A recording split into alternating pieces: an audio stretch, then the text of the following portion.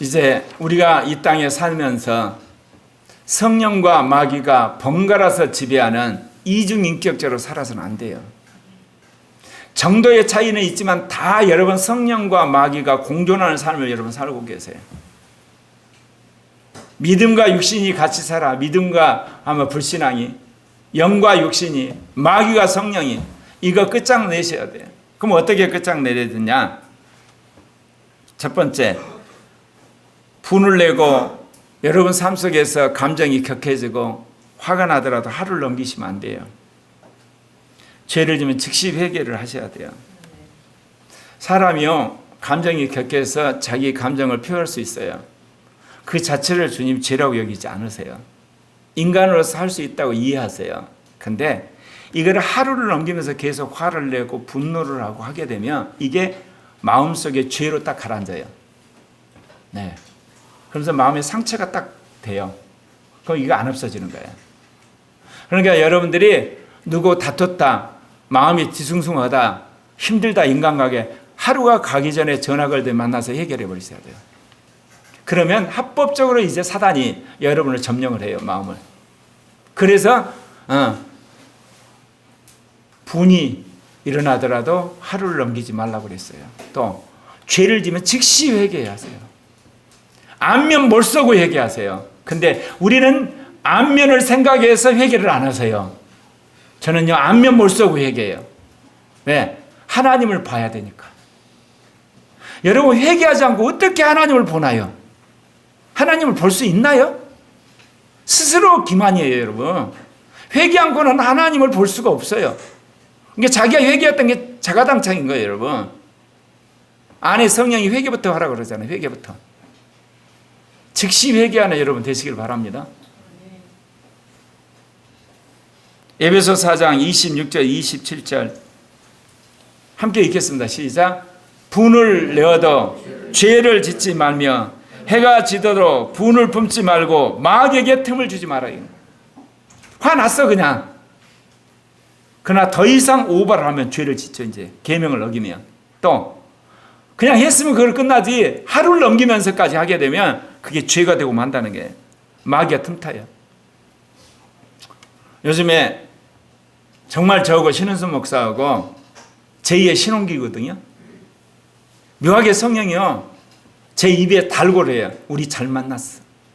끝내주는 거야. 아니, 하루에도 아마 제가 수십 번씩 이야기해요. 우리는 정말 잘 만났어. 우리는 천생연분이야. 근데 제가 의도적으로 그런 게 아니에요. 내 안에 있는 영이 그걸 확인시키는가 봐요. 그래서 요즘에 신목사님과 다툴 일이 전혀 없어요. 전혀 없어. 너무너무 행복한 시절을 지냈는데 이유는 오죽 오신생을 경험하고 나니까. 안이 깨끗해지니까 그런 것 같아요. 근데 특별히 내가 그거를. 내가. 좀 있으면 신목사님 따라오리라 믿는데. 여러분, 분내는 것, 화내는 것, 그리고 자기 고집, 자존심, 여러분 다 내려놓아서 쓸데가 없어. 여러분, 왜 우리가 즉시 회개를 해야 되냐? 죄를 지면요, 누가 따라오죠? 사단이 악한 영들을 보내가지고 그 사람을 넘어뜨린 기회를 받아서 그 사람을 넘어뜨리라고 지시를 내려요. 계시록 12장 10절에 나옵니다. 우리 형제들을 참소하던 자, 곧 우리 하나님 앞에서 밤낮 참소하던 자가 쫓겨났고. 제가 왜 즉시 회개한 줄 아시죠? 마귀한테 참소를 안 당하려고. 참소를 당하면 어때요? 가다가 교통사고를 당하든지, 아니면 통장을 잊어버리든지, 아니면 스릴을 당하든지, 아니면 코가 깨지든지, 아니면 누구한테 비난을 하든지, 누명을 쓰든지, 어떤 식으로든지 사단이 그거를 빌미로 해서 해코지를 하게끔 돼 있어요. 그게 사단과 악한 영들의 전매 특허예요. 주님이 하라고 그렇게 놔뒀어요. 그러니까 회개를 해버려야만 그 근거가 사라져요. 두 번째는 거짓을 거부하고 악의 표만 안 세요. 쓰면 안 돼요.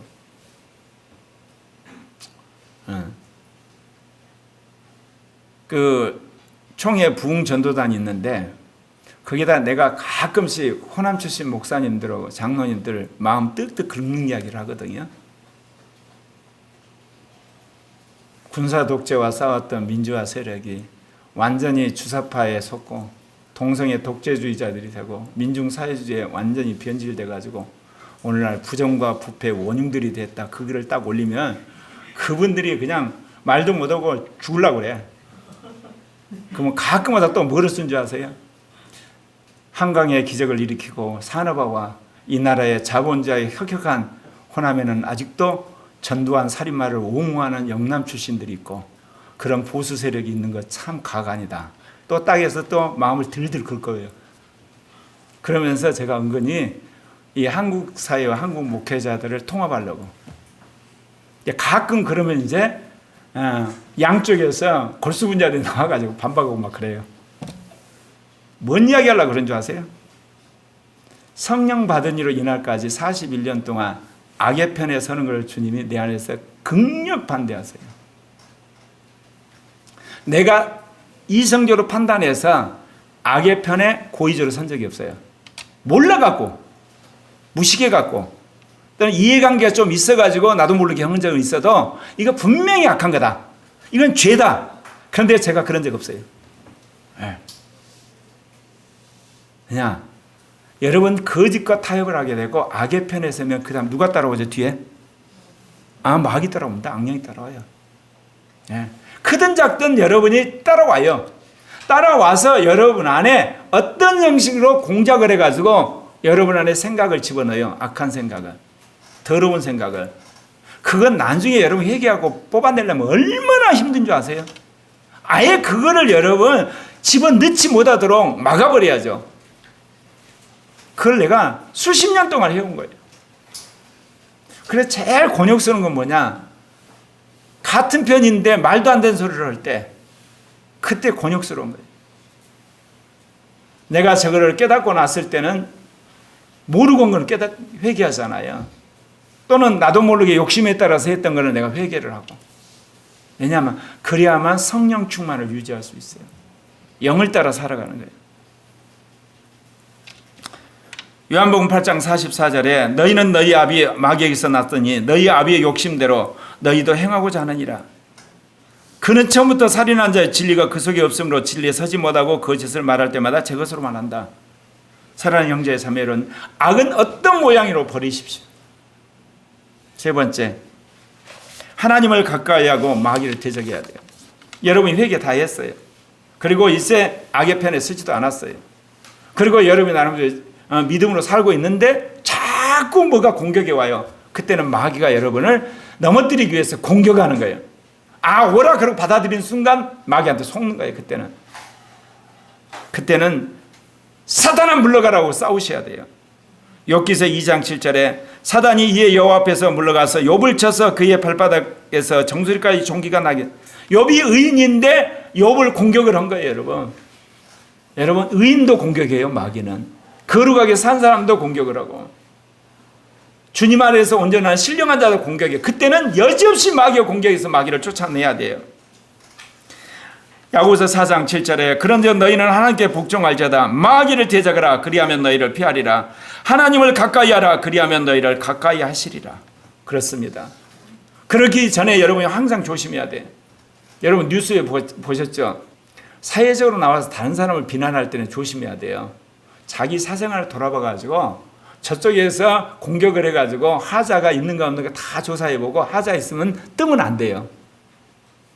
그러면요 저쪽에서 공격을 해가지고 다 뒤져버려가지고 완전히 그 사람 주저앉게 만드는 거예요. 여러분 마귀가 그래요.